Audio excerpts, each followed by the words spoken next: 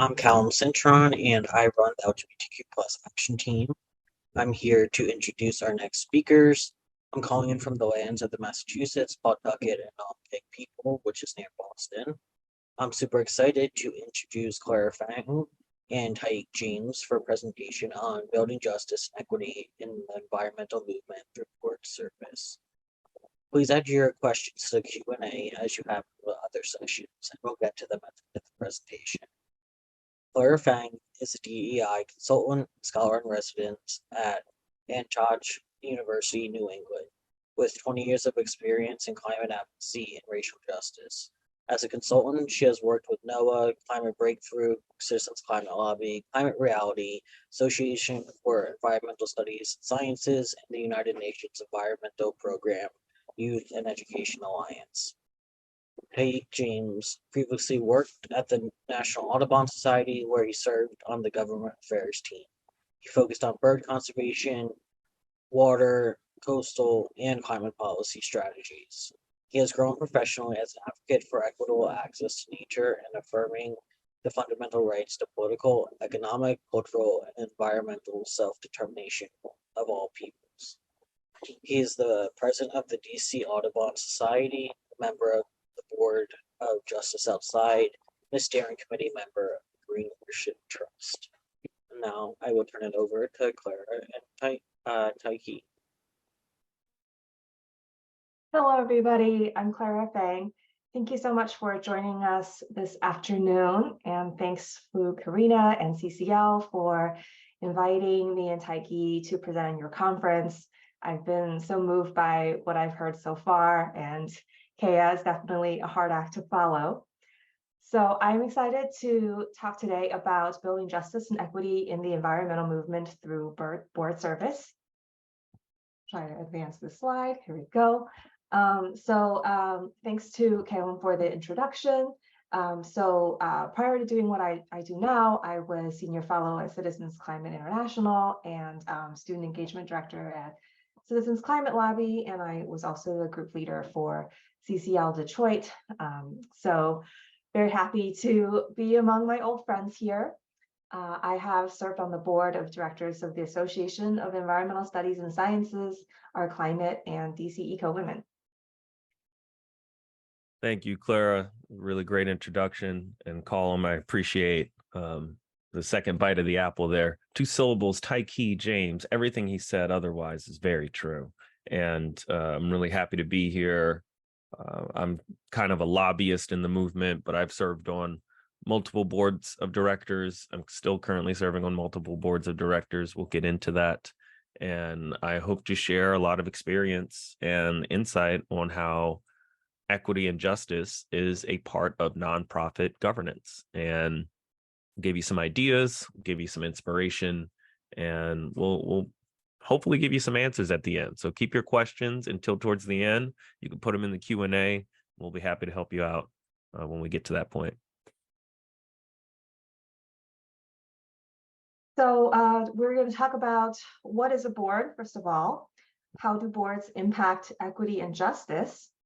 How do we get more BIPOC on boards? How do you join a board? What does board service entail? Green Leadership Trust, and some more resources for emerging BIPOC leaders. So what is a board? In a typical nonprofit organization, this is kind of what your leadership structure looks like. You've got your CEO or executive director who oversees the staff, and the board of directors oversees the executive director and makes sure that they are doing what they're supposed to be doing, and that the organization is spending its money the way that it is supposed to, and generally making sure that the CEO is accountable and the organization is running like it should. You typically also might have an advisory board who doesn't help the organization make decisions, but serves as a sounding board for the executive director and other members of the organization. And then you might have an audit committee who the board of directors would turn their reports to, and they also helped to keep the board accountable. So you can see here that a board is very important in an organization, and they have a lot of power in an organization. So there are actually different kinds of boards. A governing board has fiduciary responsibility and oversight of the organization. So Tykee, for example, is on the governing board of Justice Outside. CCL also has a governing board. An advisory board advises the organization.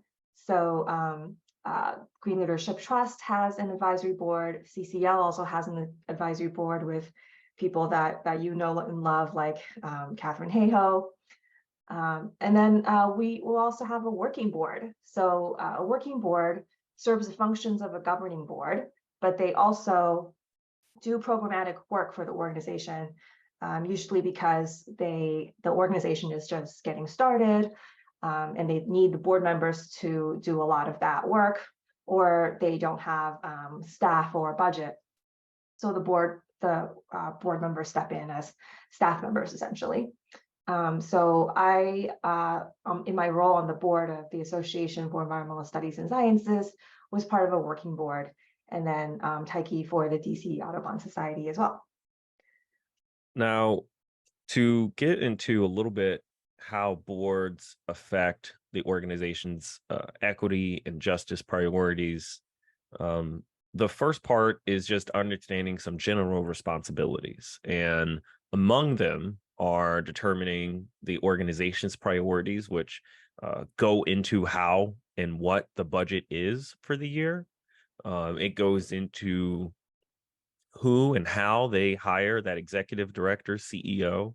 Just so you know, ED, executive director, CEO, chief executive officer, these are terms of art for the head being in charge in the typical nonprofit structure. And understand that the relationship between the CEO, executive director, and the board of directors can be very simple, one-dimensional, as we will express just for the sake of simplicity, but it also can be very dynamic. And depending on the type of board that you're on, that usually dictates the need and activities of that executive director, CEO position. Everybody's a donor when you're on a board. Everybody's a fundraiser when you're on a board. That is an important part of maintaining that sustainability for the organization, and of course the influencing of the organization. So I love the emoji, by the way. Shout out to Clara for putting out these amazing emojis, because it should help you think a little bit. The influence and the culture of the organization spreads like germs. So bad germs spread, good germs, well, they also spread. And one of the ways that you can see how things spread, like if you have one type of germ, one type of person on a board, then you have this image of a board that looks exactly the same. Wow, look at that. Tell me they don't all shop at Josa A Bank. All right. Or maybe there's a different place. I don't know where people get these type of clothes. I haven't worn anything like this in a very long time. I'm sure you can tell me, you can point out right now, Tykee, what do you mean? This is diverse. There's diversity here. I see what you mean. The diversity. They have somebody who with strawberry hair and a brunette. And then they have at least one balding person. I can understand the diversity there. But I think if we wonder what a board looks like, Clara, what does this board look like to you? Wow. Now, I mean, look, doesn't that just look fun? Like they're on a rooftop, they're smiling. I happened to be in the picture when my hair was a little shorter. And there's just a lot of expression of joy, and diversity doesn't even is just the tip of the iceberg of trying to describe what is happening just in this picture alone. Now, there's a diversity of skills. The diversity of background isn't just based on race, it's also gender, education status, family relationships, t-shirts. You got fun tea, It's a fun auntie, like, come on, what more could you be looking for here? And this is the steering committee, the board of directors for the Green Leadership Trust, including some of the very supportive staff of the Raven Group. So I ask you, which board would you rather be on? And which one you might feel more comfortable? You actually get to wear more comfortable clothes in here, I think. Yeah. I mean, go back to that last picture one more time. They're in the void. They're just in a void. You don't even know where this is. What do they care about? Versus this one, that the sun is shining, the melanin is popping. There's just more. Just again, not to overstate the importance. Pictures are 1,000 words, and I think I used about 500. So we'll finish it there. So diversity on boards, obviously it looks great, but it really has an impact on an organization's equity and justice. So how do we get more BIPOC on boards? It's a holistic process. It's not just about, let's find some BIPOC people and put them in this picture, or how do we get some BIPOC we know and get them in our organization? But really, you have to think long-term, cultivating the people who you want to be on a board. So first of all, you really have to build clarity across the organization on why diversity is important. So you may need to educate your board members on DEIJ, perhaps hire consultants and external experts to help with the education and strategic planning. But you want to make sure that people on your board really understand why this is important, and that they are in agreement that this is a priority for the organization. Next, you need to cultivate a proactive talent pool. And you can do this by encouraging, supporting, and rewarding BIPOC staff and volunteers who are already involved in your organization, and mentor them so that they can take on roles of greater responsibility and power in your organization. You're not going to be able to find people to serve on your boards at the last minute. These people have to be cultivated over years of engagement with your organization. In terms of recruiting, the traditional way of recruiting people onto boards is asking existing members who they know and like, and getting those people, which leads to those board members selecting people who are similar to themselves. So we really have to look outside of your existing networks. Nominations committee with a diversity focus would help to ensure that a recruiting process is fair and using equitable processes, and is casting a wide net. So you want to go to your BIPOC staff and volunteers to get referrals.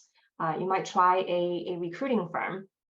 And then there are a lot of BIPOC networks now where professionals, environmental professionals of color gather. For example, Green Leadership Trust, Green Latinos, Environmental Leaders Program. We'll be sharing more about those later. And then you really want to think about intersectionality. So even if you have candidates who have different racial identities, are they coming from different parts of the country? Do they have different educational and class backgrounds? Are they diverse in terms of their gender and sexuality, and the experience that they bring? And then once you have brought them onto your board, a lot needs to be done to support them. We hear a lot of stories at GLT about BIPOC who end up being on a board and feel like they are not listened to, that they are not supported, they don't have good experience, and then they leave. And some of them, they leave the environmental movement altogether. So to support them, really, we have to listen to them, provide peer support, compensate them monetarily if you can, and don't assume that they're only interested in diversity and equity. Really look at what their talents are and what they're wanting to contribute. And of course, always fostering a culture of belonging, an organization where all individuals and groups are welcomed, respected, supported, and valued. Part of that is having an onboarding process for your board members. providing mentors to new board members, and actively encouraging participation. Tykee, do you have any more to add to this? I would just also consider the power of one-on-one conversations, and you kind of talked about that when you look at cultivate, because that can take a lot of forms, and the mentorship is a really great form. A lot of my opportunities came because one person talked to me about it and was just like, hey, if you want to know more, I can introduce you to somebody else, and yada, yada, yada, board member before you. Now, how do you join a board? But more importantly, how do you get a blazer like that? I can't fit it anymore, and I would love to get one that's a little bit of a bigger size. Here, we're thinking about, what does it mean for you to go to, I'm a helpful volunteer, I'm a supporter of the organization, I know what's going on relatively, but I want to go in further. I want to fall down this funnel of engagement. It's not a ladder of engagement. I don't really like ladders. Not only are they mostly unsafe, but if you're scared of heights, that's a terrible place to be. But also a funnel, you get to work with gravity instead of against it. So how do you join a board? Thinking about, what type of board do you want to be on? So, not that we have to go back, but thinking back to those slides of what type of boards there are, governing, advising, and working, you can think about how the type of board you want to be on is a question of, how can my skills best fit their needs? And what kind of issues do you care about? Do you care about advancing equitable access to education opportunities, higher education opportunities? Do you care about making sure that the next generation of scientists are more reflective of a diversity of solutions? Do you care about making sure that every bird that exists doesn't get got by a cat? There's a board for you. And thinking deeply about, what does it mean to make a difference, and how can you be a part of that? Because that's what the organization seeks to do. It seeks to make a difference, not necessarily maintain the status quo, because the reason why they exist very often is because of the status quo. And when you look at that aspect of being an expert doesn't just mean, I went to undergrad for finance, I got my master's in finance, I got my PhD in finance, I'm a fiance. It's not all the finance things. It can be, that can be helpful, get your CPA, become a certified public accountant. That does help out. But you can also be an expert in your own experience, especially when you represent the community the organization seeks to serve. So if the organization seeks to serve, no, I'm not a fiance. I'm sorry. It's just the word finance and fiance, you realize they're spelled very similarly. Just one has a little yamin on it. Sorry, taking away from the presentation, classic. The idea of being an expert, you are an expert on your own experience. And how you share that experience is an important part of contributing to the success of the organization, whether you're a volunteer, but especially as a board member. And part of that funnel of engagement, think about how you can join a committee. DC Audubon Society, we have 8 committees. We want folks to join them. We need the help, because board members are basically volunteers with special titles and a little more meetings on their calendar. And joining a committee is a good way to know, oh, this is what this committee does. This is what this committee has in mind for the future. And this is what I can do now to help out where this goes. And look out for term limits.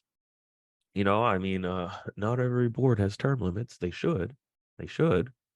But when you think about, so DC Audubon Society, again, our term limits every 2 years, but every 1 year we elect some new boards, some new board members.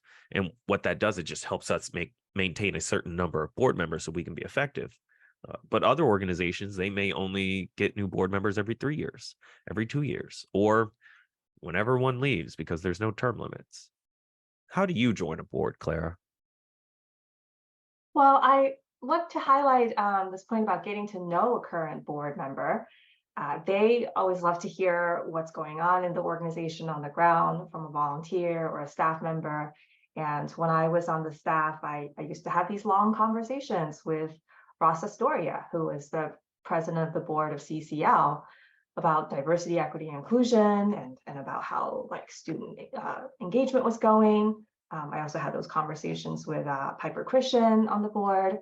So that way I kind of got to get my ideas out there a little bit. And then, when there's a board opening, they might be like, oh, who I've been talking to might be a good candidate.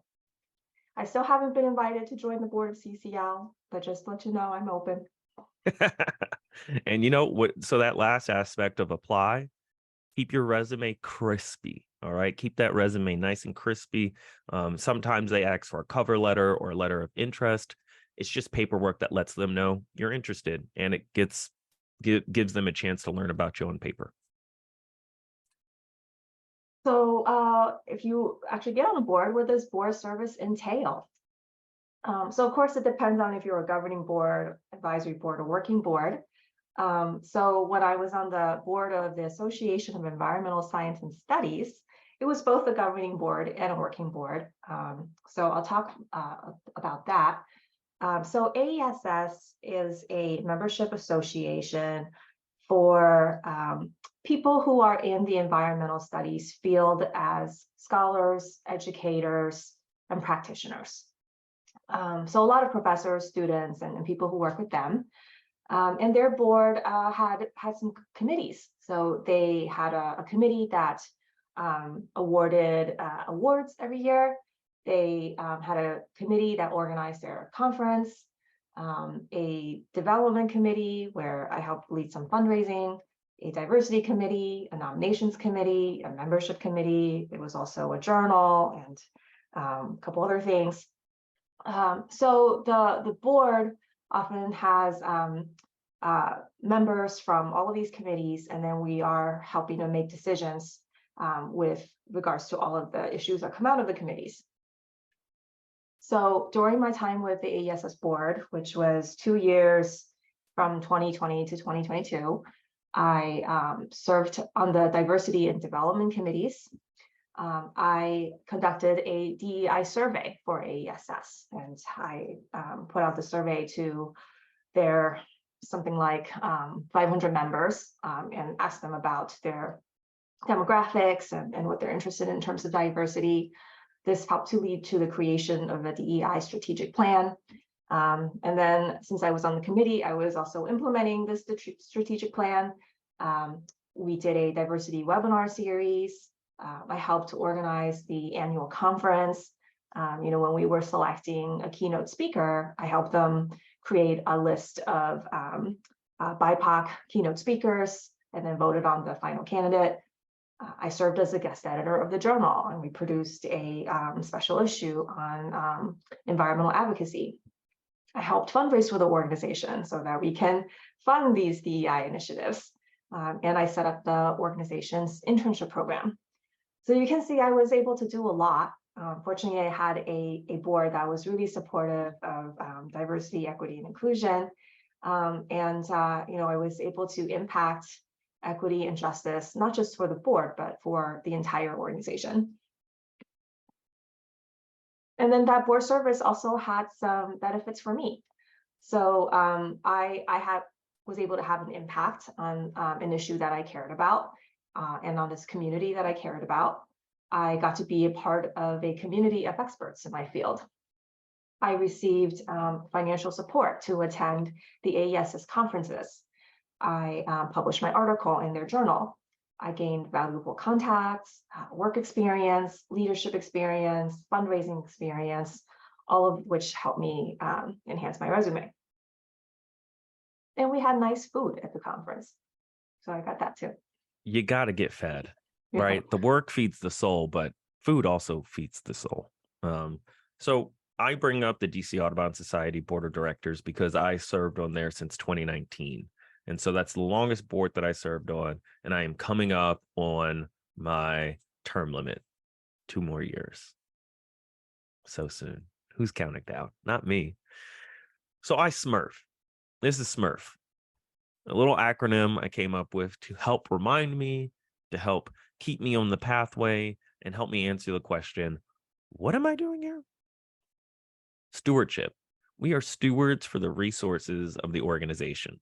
You may hear the word fiduciary responsibilities, financial responsibilities, resource allocation and appropriation responsibilities. You got to understand that, part of the journey of governance is decision making about those resources, how and when to use them, and of course, collecting them.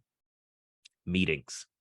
You're going to have board meetings. You're going to have committee meetings. You're going to have one-on-one meetings. You're going to have subcommittee meetings. You're going to have ad hoc committee meetings. And then you're going to have a meeting to decide when to meet.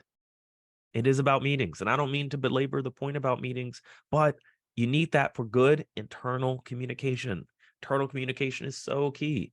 Even if we are, let's imagine a world where we're always in person for everything, that doesn't achieve the adequate amount of internal communication, even if the call is coming from within the house. Think about that. Internal communication uses email, uses Slack, uses Zoom, as we're doing here, uses text message, group chat. That internal communication is really, really healthy for the culture and understanding and keeping everybody on the same page. Now, you might hear that you always should be fundraising for the organization, but I also think you should always be recruiting. Because if you're always recruiting, you're keeping in mind that I am not in this seat forever. I am moving on eventually. And when I do, I want to make sure somebody else outbest me in all of the categories that I did well in. And that recruitment, that's part of that long-term cultivation that Clara spoke about earlier in the presentation. And the first F is for focus. Focus is very important because, you're sitting on the board, you're having a good time, and then all of a sudden, a shiny metal object enters the room. What is your ability to not focus on that shiny metal object, but to focus on the task at hand, to focus on what will take you to your long-term goals? Because that shiny metal object, it's gotten me. I'm not going to lie. I'm learning just as everybody else. I got by the shiny metal object once or twice before, but I didn't let that define my service. So think about what that focus means. And the last F, of course, is for fun, because, fun is an essential part of the service towards you. That has to be part of what provides the constant engine and the positive feedback loop for you to come back to these meetings, for you to have this good internal communication, for you to recruit folks, for you to keep your focus. Part of it is just having some fun. Now, I don't have all of the props that I normally have, but I do have a box full of props. Sometimes you got to phone it in because you don't have everything you need. And, when you got to phone it in, it's not always a bad thing. Sometimes it's just more convenient. But yeah, little things that you can do to have fun. I like playing Jeopardy. There's a Jeopardy template I can share. So much appreciative of the other folks that inspires by fun and then give you the fun back. Now, I know that you want to know, what are the benefits of board service? Well, the benefits of board service: networking. You meet somebody that knows somebody that knows somebody, or that's the somebody, right? I'm a big fan of problem solving. Give me a Rubik's Cube and I will twist and turn that thing 20,000 times. I still won't solve it, but I like the exercise of problem solving, like the exercise of it, because it sharpens my critical thinking and it helps me think about other problems.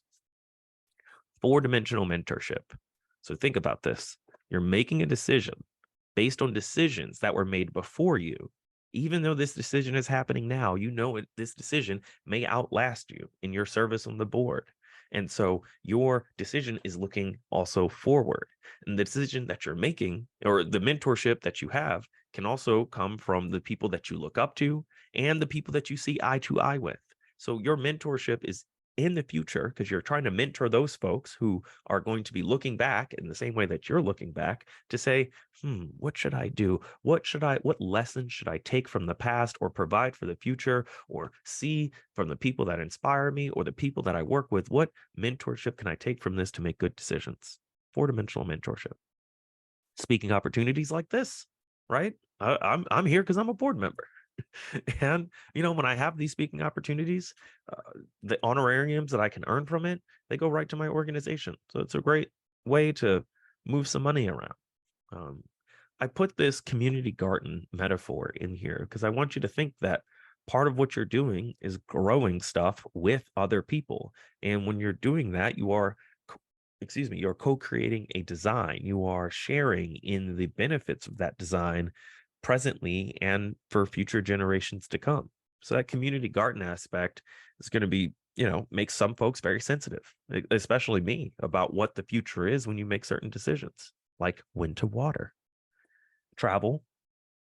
Some boards, Justice Outside, the board that I serve on, they're based in Oakland. And so every now and then they'll invite me out to Oakland. And I've had a great time every time I went to Oakland. Love that place, love a little bit of travel. And then there's swag. I'm going to bring up Justice Outside one more again. This little book, it's hard to see their logo on it, but this little book, I write in this book for all the conferences I go to. I keep little stickers in there. Hard to see the sticker. Dropped a sticker. Here's some more stickers. Just fun stuff. And I would imagine that when I look back at all of this, I'll think, that was fun. What lessons did I learn though? And I wrote down all my little quotes and things. So, part of being it's an open-ended opportunity, not just for success and growth, but it's an open-ended opportunity to make a meaningful difference to an issue that matters a lot to you. Yeah, and I'll add that being part of a board of an organization has really been the most rewarding way for me to be part of an organization. And I've been in almost every role. I feel like I was staff, volunteer, group leader, you name it.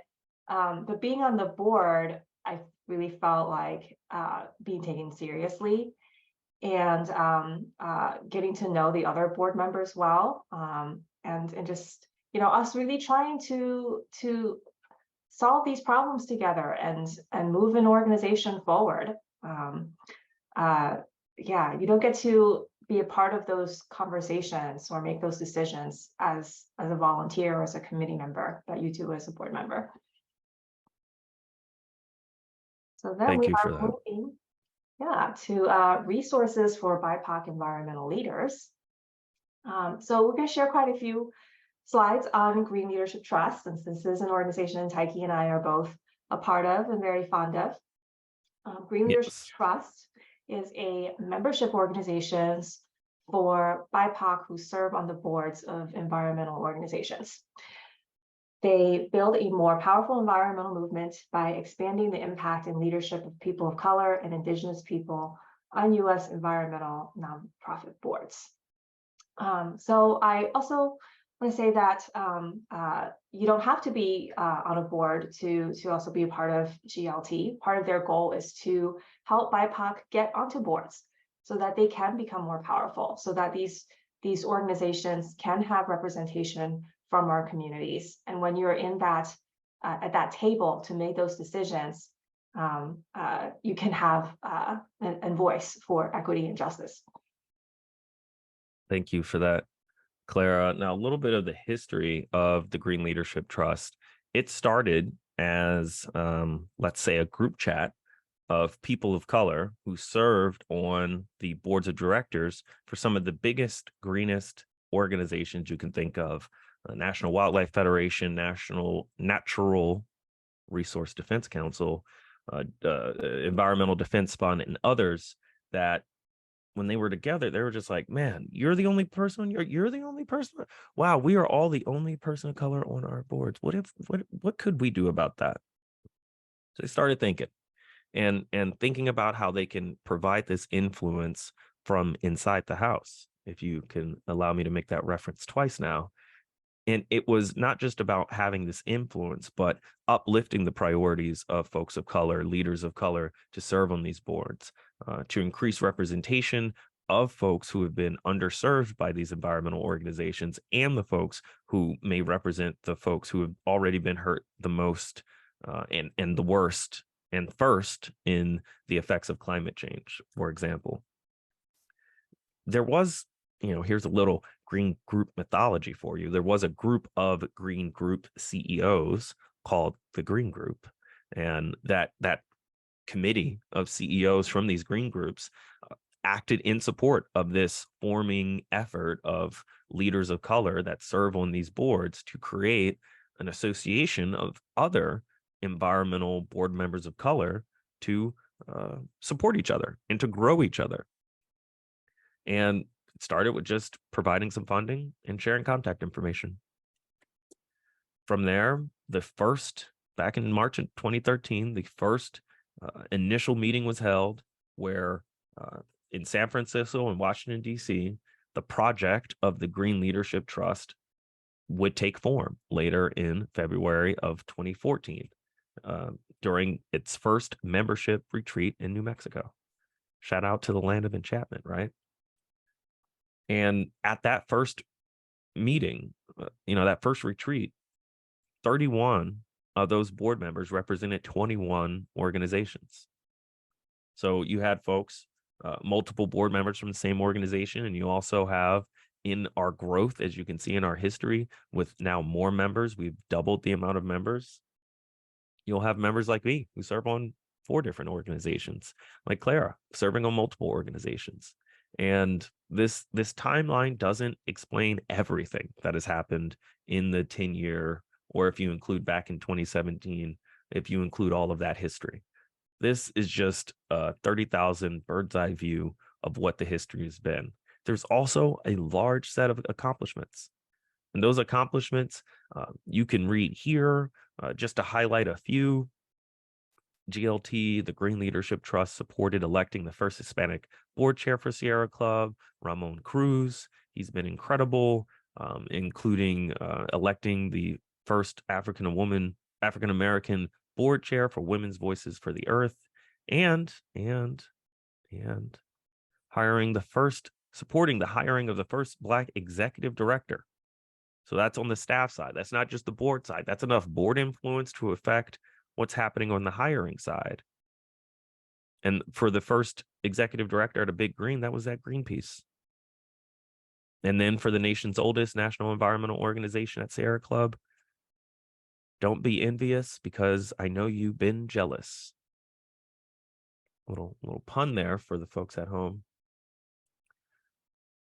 And outside of these accomplishments, the biggest one is how well we are connected as members. The members that are part of the Green Leadership Trust, representing over 200 boards, so different organizations. And here's just a list of them in alphabetical order. Yes, I see you appreciate the joke there. The amount of organizations here, love to have the logos, love to have their mission statements, because this obviously just seeing a list of names doesn't describe who they are, but this should just give you an image of how well connected the Green Leadership Trust has grown just in the last 10 years. And we would like your organization to be there. I know CCL is already on there, but wherever you're coming from, your organization, you got people of color, you want people of color, you want to be represented within GLT, you can add your name to this list very soon. Yeah, and just to talk about the power of this list. So when GLT has a convening and we have all these board members from all these organizations, we are talking about what's going on in the environmental field right now. What do we need to do on climate change? What do we need to do on racial justice? And then we can take our message or our action to the boards of all these organizations. So that way, we're not just impacting our own boards, but the entire environmental movement. So here are some of our programs. We have a fellowship program called the Vanguard Fellowship, which is like an education program for people who are new to boards or interested in boards, to learn about what does board service entail and how do you impact equity and justice on your board and how to thrive as a board member.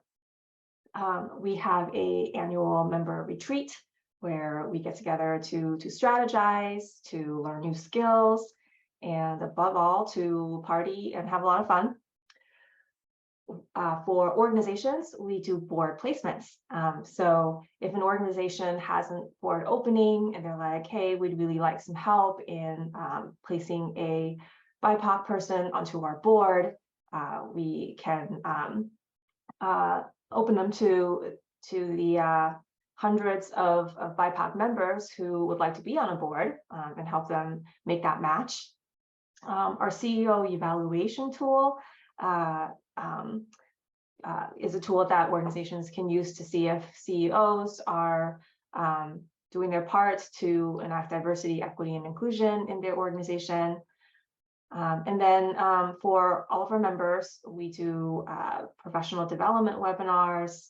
We have a job board. We have convenings in all the different cities that our members are at. And we just really support our members to have influence in the environmental organizations, to become leaders and to advance the mission of justice and equity. Plus, Tykee also is on the Communications and Advocacy Committee, which does really important work to think about how can we use our collective power to advocate for environmental justice at the federal level. So we're all more powerful together than we are as organizations individually. Oh, we have a few upcoming events. So our annual membership retreat this year is coming up October 18th in Washington, D.C. and hybrid. So it's only open to members, but if you join now, you might be able to go to this. I am organizing the BIPOC Equal Friends Dinner September 23rd in Washington, D.C. It's just a gathering for people to have dinner and meet other BIPOC in the field. And then on Tuesday, September 19th, which is this Tuesday, we're having a board matching event. So here, representatives from all these organizations, Climate Voice, Defend Our Health, Landfill Action Network, et cetera, are going to talk about their organizations and see if there are people who are interested in joining their board. And this, I believe, is Tykee's board. Yes, it is. My microphone wasn't operating. This is DC Audubon Society. We are currently looking for board members. We're looking to elect 4 board members. We have an annual meeting upon which we have quite the pomp and circumstance and ceremony to elect these board members. Applications are open. They close next Wednesday. They close on the 20th. That gives us time to interview each board member or prospective board member and have a proper nomination process. So please, if you're interested and if you have questions, let me know. I'd be happy to talk to you more about it. We can share the love of birds and the purpose statement for the DC Audubon Society. We are changing our name, is to build bird-friendly and people-powered communities in all 8 wards of the District of Columbia. So if you want to be a part of that, join our board. And they look like they're having a lot of fun. They get to watch birds, go hiking. Funnest board, it looks like. Yes. This was just like an event, I think in January or February. Like it was kind of cold and we got almost 60 people out just to watch some birds around the National Mall. So just to reiterate some of the benefits of joining, and you don't have to currently be on a board to join, get to be part of this network of more than 200 BIPOC environmental leaders. We have a monthly membership call, affinity groups. We do a lot of professional development, like the fellowship and the retreat and the mentorship program. You can serve on committees at GLT. We provide these resources for diversity, equity, and justice.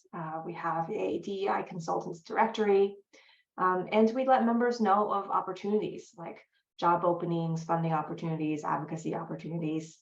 All our members get a newsletter where we share all of these benefits. So here's how you join. You can apply at this link here, greenleadershiptrust.org/member application. So this is if you are currently on the board of an environmental organization, and when you join, you automatically get all of the benefits of membership. If you're not currently on the board of an environmental organization, but might like to be someday, you should join our talent roster. For the talent roster, they get the monthly newsletter, notification of board openings, more matching, access to professional development opportunities. but they don't get access to the annual retreat or the Vanguard Fellowship or some of the other benefits of being a member. And since I was a member, I got to go to GLT's retreat in New York City for Climate Week last year, where I showed up wearing a very similar lemon dress to one of our other members, Tamara O'Toole's Laughlin. That was really fun. You don't ever quite bond like you do when you wear the same outfit to an event. So if I join, do I get to have a dress like that too? I'm sure somebody's going to ask that question because those look nice. Oh yeah. Oh, We'll excellent. make sure to get one. Thank you. So we got quite the list of resources here for you, for you, Black, Indigenous, person of color. You can be all those things at the same time.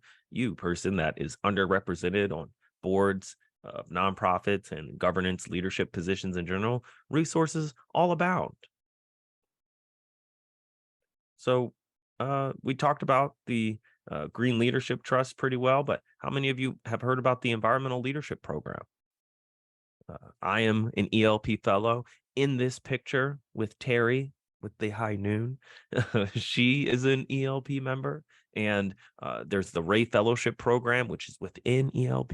And the Ray Fellowship Program is the program for more diverse audience background of recently graduated college students, where they can go through some of the same leadership cohort support and job support when they get out of college. Black Oak Collective, they're turning 3 years old. They've been working on this for now 3 years. Time flies. They're a group based in the DMV. Just another shout out to them. And any folks you want to shout out, Clara? Of course, like CCL's many affinity groups are a really great resource for our BIPOC members at CCL. I also want to call out the Green Equity Officers. It's a group that I'm on the steering committee of right now. They are a collection of people who work on diversity, equity, and inclusion in organizations, and they often tend to be the only one in their group. So they decided to get together and create a support group. And they are a great group if that is something that you work on. All right, so a couple other resources. Board Source is a group that we got to learn about our last retreat, and they do really amazing stuff, like how to be a leader on a board.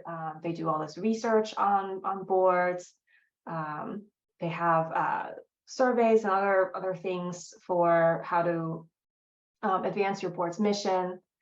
And this is CommunityCentric Fundraising, a resource that I really, really like, a resource that reminds me that as an effective board member, I am a donor. I'm a donor of my time. I'm a donor of my talent.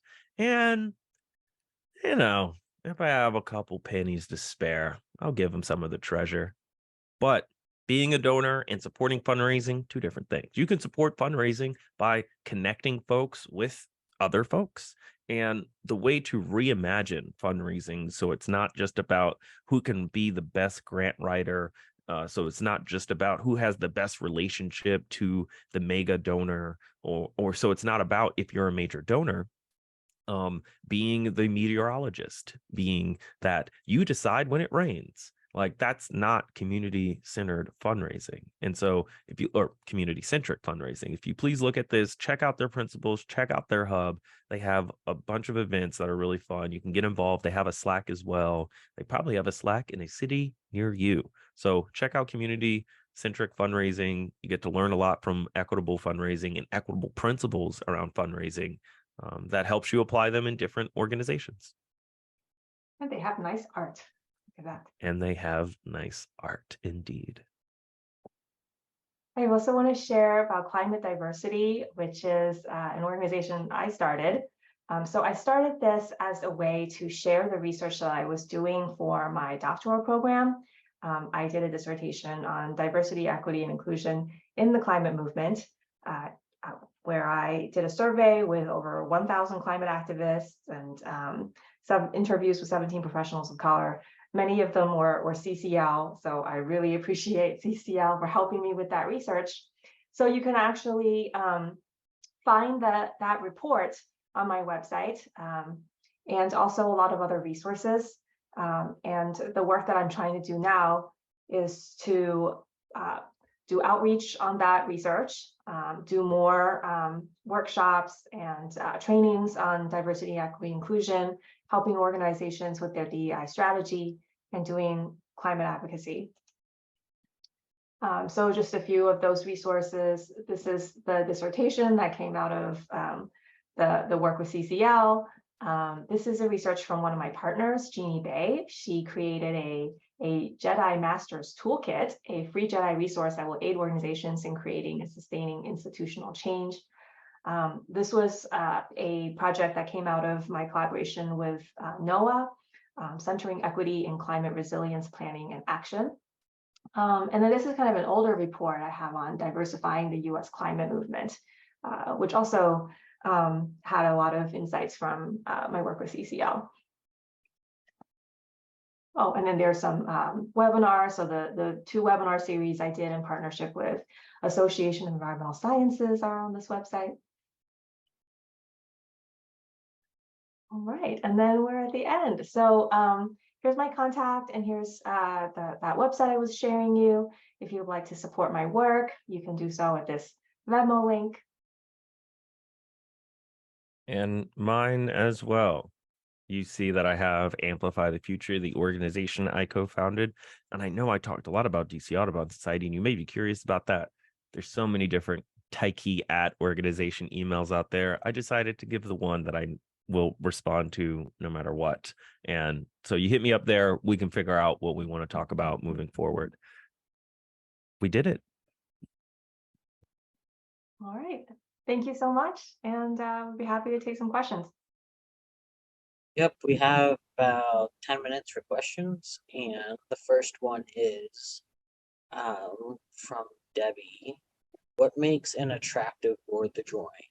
Like, if you're a BIPOC board member, either experienced or wannabe board member, what are some characteristics of a board/organization you would not want to join? And how can organizations move away from being unattractive boards and moving towards a board diverse talent one? Is this Debbie? Is in like the legendary CCL Debbie? The Debbie that got me involved with CCL? Hi, Debbie. Clara, you want to take the first swing? I would go back to that slide where there was that board on that brown background, and there were 2 women. So if your board looks like that, maybe you don't want to join that. Yeah, I mean, I think first of all, it's like, is this an issue that you care about? And you know, this is an organization whose mission you support, you like the people who are leading the organization. And then there are definitely things that it's a little harder to find out when we're just looking at their website or talking to their executive director. So, you know, it's possible to dig a little deeper by talking to their staff. Those are really the people who are doing the programmatic work, and they can tell you whether the organization really values equity and inclusion. You know, do they steward their resources well? Talking to other board members. So it definitely is good to do your due diligence before joining a board. Part of what attracts me, like Clara said, is the representation. I'd hate to be, and I have been, the first or only Black person on the board, but also young person, because a lot of the board members will be AARP members plus, and that just means you're 50 or older. I like term limits. You know, you want me to join your board? Let me see those bylaws. Let me see that thing that the board has worked on all the policies. Let me see what some of these policies are, right? I'm interested in seeing if this board is growing or if the organization is trying new things. That is interesting to me. And I would love to see, in questions that I ask is, what do they know or how do they represent the community that they serve? Awesome, thanks, Joel. And for the next question, it's one that quite a few people ask a similar type of question about. And it is, how do folks manage board memberships and participation with employment/personal responsibilities? How much time will you spend on service requirements each week? You want to start, Tykee? Yeah. It could easily be, depending on the type of board, 2 hours a month, where 1 hour is just for the board meeting and another hour is just to do the thing that you said you would do in between those meetings, to more like 10 hours or 15 hours, where each week you're working on a different part of a project with a group, like in a committee or subcommittee. And sometimes when you're doing an event, like we have a big annual membership meeting coming up, the amount of work drives up. And, that's hours in a day. And that's time that I find to do these things. Part of what I go towards in using time is, what am I capable of? And I am transparent and consistent about my barriers, or about the barriers that I have toward the work and the boundaries that I want to set and what my limitations are.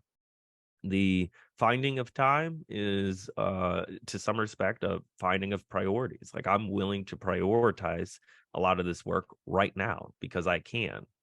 There will be a time that I won't be able to because I don't want to, or I won't be able to because I can't. And that can't is something that is quite subjective and can be very different for everybody. And I hope that in service, you can provide and live through that fully and participate as authentically as you can.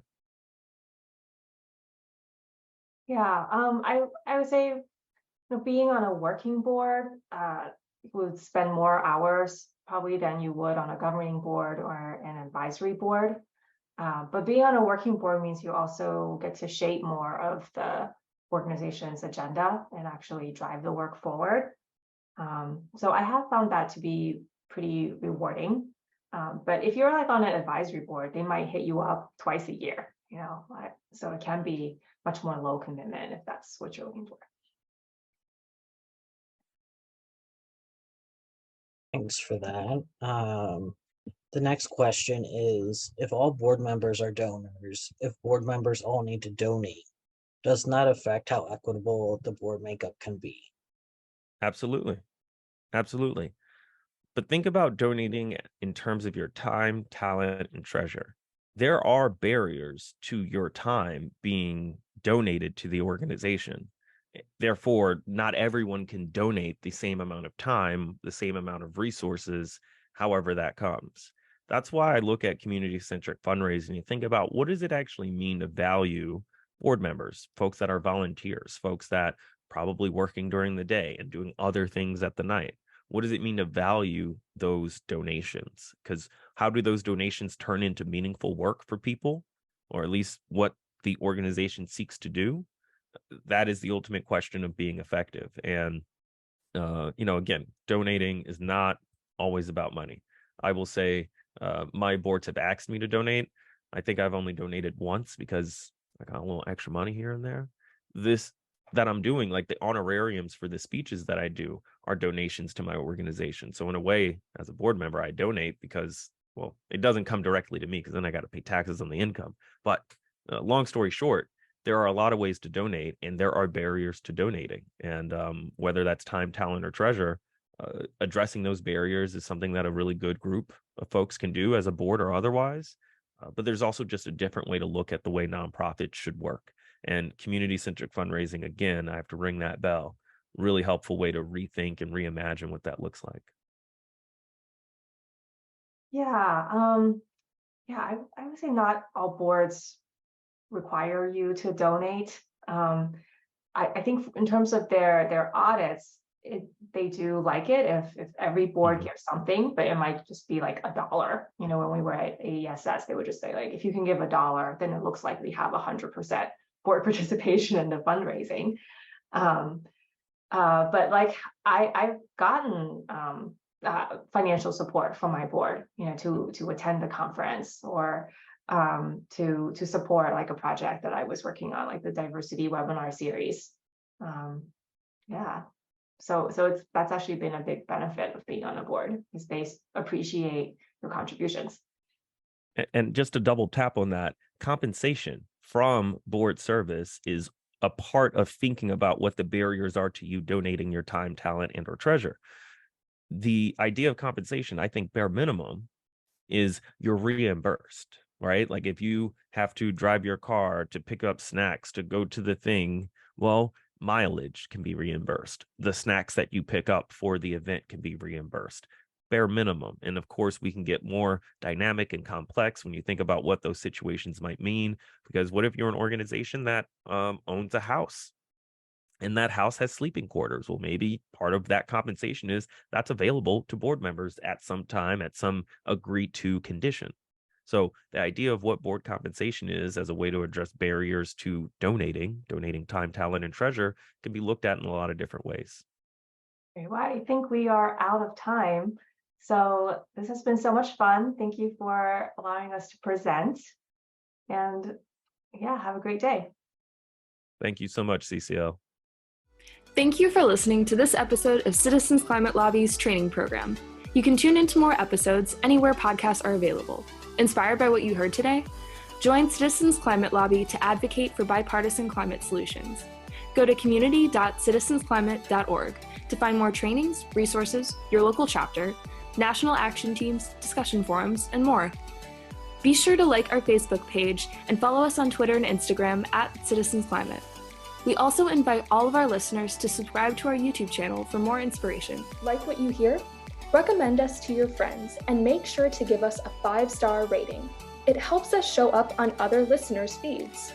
Feel free to pass on any suggestions for future episodes in the comments as well. And together, we are creating the political will for a livable world.